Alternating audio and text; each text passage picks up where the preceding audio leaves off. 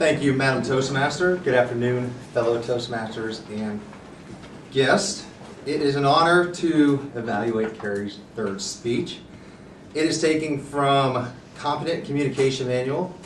It's called Get to the Point and titled Toasting with the Masters. The objectives of Carrie's speech today were: select a speech topic and determine its general and specific purposes.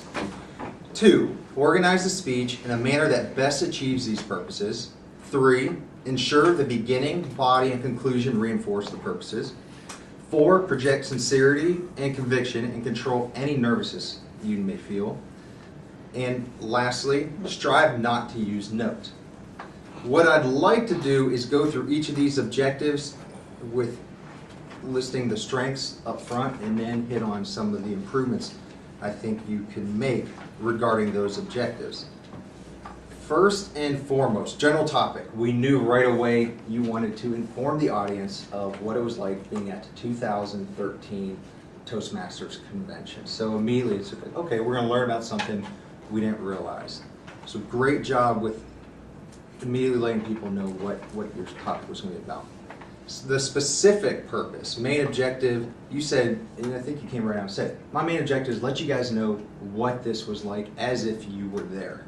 So your introduction with those first 2 sentences automatically set tone what your speech was about and really drew us in to something, hey, we weren't there and this is going to be interesting to see what it was like.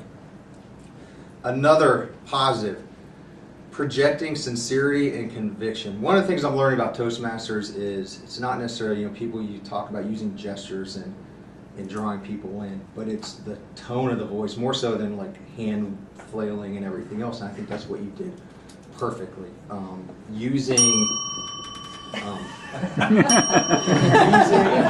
When you went over the first speech or the guy who was talking and using the pitches, like you were there, did a great job using inflection to convey what he was trying to teach.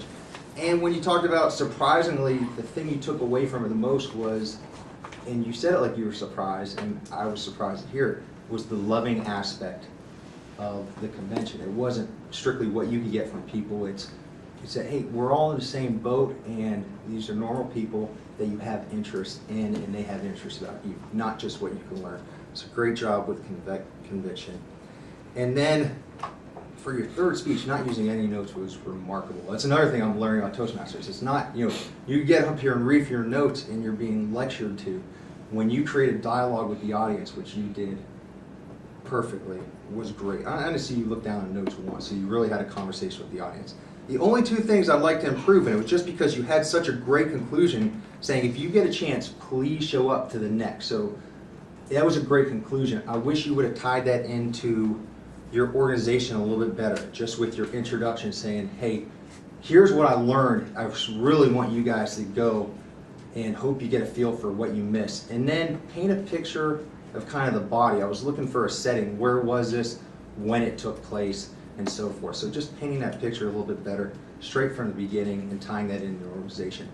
But the fact that you didn't use any notes and you created that dialogue with the audience, looking forward to many more speeches from you. Thank you very much.